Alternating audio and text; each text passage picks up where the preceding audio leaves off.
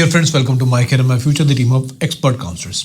देखिए, एमसीसी ने 14 अक्टूबर को एक बहुत इम्पॉर्टेंट एक नोटिफिकेशन रिलीज़ किया, ख़ास तौर पर फेक डॉक्यूमेंट्स को लेकर, और उससे भी ज़्यादा इम्पॉर्टेंट पॉइंट कि फेक डॉक्यूमेंट्स एनआरआई कैटेगरी को लेकर। आप जानते हैं कि माय कैरियर माय फ्यूचर का बहुत स्ट्रॉन्ग होल्ड है एनआरआई एडमिशन्स में। उससे रिलेटेड बहुत सारे वीडियोस हमारे यूट्यूब पर हैं। आई गेस अगर मैं ये कहना गलत नहीं होगा कि अगर हम एनआरआई कैटेगरी की बात करें तो एनआरआई कैटेगरी को सबसे ज़्यादा अगर किसी ने कवर किया यूट्यूब के ऊपर, या सबसे ज़्यादा एडमिशन अगर एनआरआई कैटेगरी में हुए हैं, तो कहीं ना कहीं एमसीएमएफ का उसमें बहुत बड़ा मेजर रोल रहता है। सो इस वजह से बहुत सारे फ़ोन्स हमारे पास आते हैं जो एनआरआई नहीं होते। सो कई बार उनके क्वेश्चन होते हैं कि क्या एनआरआई के डॉक्यूमेंट्स तैयार हो सकते हैं, क्योंकि बहुत सारे लोग उनको कमिटमेंट कर देते हैं जी हाँ जी एनआरआई के डॉक्यूमेंट हम तैयार कर देंगे। सो मैं उनको उस टाइम भी समझाता हूँ कि देखिए कि एनआरआई के डॉक्यूमेंट्स को, अगर आपका कोई एनआरआई नहीं है तो आप फेक डॉक्यूमेंट्स के लिए मत जाइए। देखिए, इसकी परेशानी का सामना कल को आपके बच्चों को करना पड़ेगा।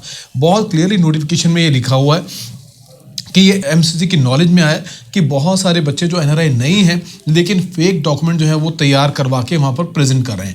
एमसीसी का कहना है कि हमारे पास जब बच्चा एनआरआई कन्वर्जन के लिए डालता है कि एनआरआई स्टेटस जो है वो चेंज करना है, तब हम सिर्फ और सिर्फ जो स्कैन्ड इमेजेस आते हैं उसको देखते हैं और उसके बाद उसको डिसीजन लेते हैं। लेकिन एक्चुअल में जो लास्ट में उसका जो मेजर रोल है वो कॉलेज के ऊपर आता है कि कॉलेज के पास उसको ओरिजिनल देखने का राइट होता है कॉलेज के पास, और उसको वेरीफाई कर सकता है कि वो जेन्युइन है कि नहीं है, या जो सुप्रीम कोर्ट की जो डायरेक्शन थी उसके हिसाब से सुप्रीम को, मैं रिपीट कर रहा हूं इन वर्ड्स को, कि जो सुप्रीम कोर्ट की डायरेक्शन थी क्या ये उसी के दायरे में है या नहीं है। सो ये जो रिस्पॉन्सिबिलिटी है एमसीसी ने बोला ये कॉलेज की है।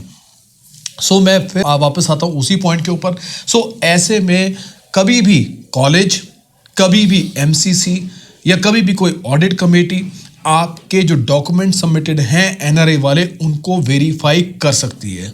सो अगर ये डॉक्यूमेंट्स वेरीफाई होते हैं 2 साल बाद, 3 साल बाद, या आपके बच्चे ने जब एमबीबीएस कंप्लीट कर ली उसके बाद, और कहीं ना कहीं अगर किसी पेरेंट ने डॉक्यूमेंट जो हैं वो फैब्रिकेटेड एनआरआई के लगवाए हुए हैं, एनआरआई जेन्युइन नहीं है, या एनआरआई कोई बहुत दूर का है जो सुप्रीम कोर्ट की डायरेक्शन के हिसाब से नहीं आता लेकिन उसको एडमिशन मिल गया है, सो वो अथॉरिटी जो कॉलेज से भी ऊपर का राइट रखती है, सो आपके बच्चे का एडमिशन जो है वो कैंसिल कर सकती है, पूरा राइट है। और एट द सेम टाइम कोई पीनलाइज एक्शन भी उन बच्चों के अगेंस्ट लिया जा सकता है। सो ऐसे में मैं फिर रिपीट करूंगा, आप लोगों को समझाना चाहूँगा कि आप किसी के भी कहने पे आकर एनआरआई के जो डॉक्यूमेंट्स हैं वो आप फेक तैयार मत कीजिए।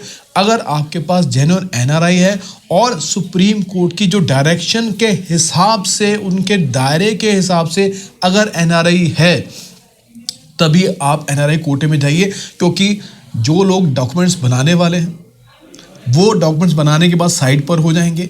जब आप डॉक्यूमेंट्स कॉलेज में सबमिट करते हैं तो वहाँ पर आप एक डिक्लेरेशन देते हैं कि ये डॉक्यूमेंट्स आप सबमिट कर रहे हैं और ये आपकी नॉलेज के हिसाब से ये बेस्ट डॉक्यूमेंट्स हैं, और आप जो है कह रहे हैं कि आप जेन्युइन डॉक्यूमेंट सबमिट करें। सो सारी जिम्मेदारी आप अपने ऊपर ले लेते हैं और बच्चा जो स्टूडेंट जो है वो अपने ऊपर ले लेता है, राइट।